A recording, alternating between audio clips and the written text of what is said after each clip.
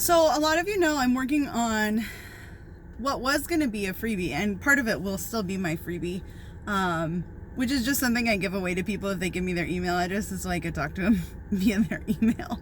And I got into creating like a guide for how to diagnose, for not just diagnose, but how to discover trauma in clients. And and you store so many things in your head as a therapist that when I started writing out all of the things that I look for and assess for in my practice, I realized that the project that I initially thought was going to happen is probably going to take me a whole lot longer and be a whole lot more in depth.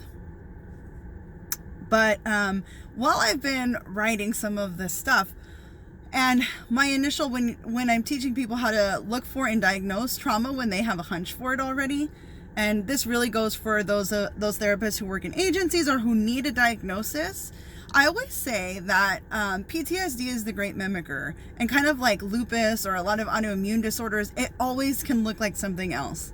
It can look like depression, it can look like anxiety, it can look like bipolar disorder. And what you really have to start to learn to assess for is for the inner experience. For people with post-traumatic stress disorder, if you ask them if they have nightmares or sleep disturbance, like that doesn't work. So what you have to ask them for is like, okay, so in your sleep, like how's your sleep? How restful is your sleep? Do you toss, do you turn?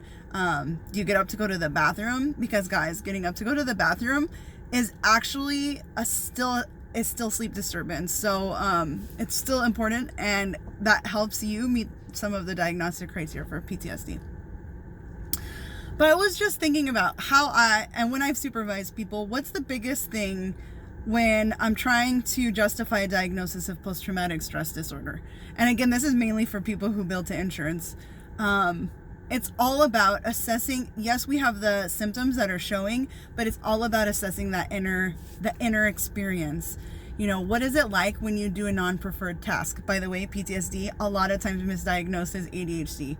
So when you're doing a non-preferred task, what's going on inside of you? How do you feel? Do you have anxiety? Is your mind racing? Is it hard to stay concentrated? So, I just want to put that out there to remember when we're diagnosing, and this is going to be coming out. I'm making like a whole free assessment for those of you who are like not licensed yet or licensed, but really need help when you're trying to justify the post-traumatic stress disorder. It's going to be a guide of all the different questions I ask that I think are important to ask that can really get you to meet the criteria that you previously thought was impossible to get to, and to do it quickly. Hopefully, you know, coming up, following me, I could get you to diagnose and see how to meet a client meets criteria for PTSD within one session.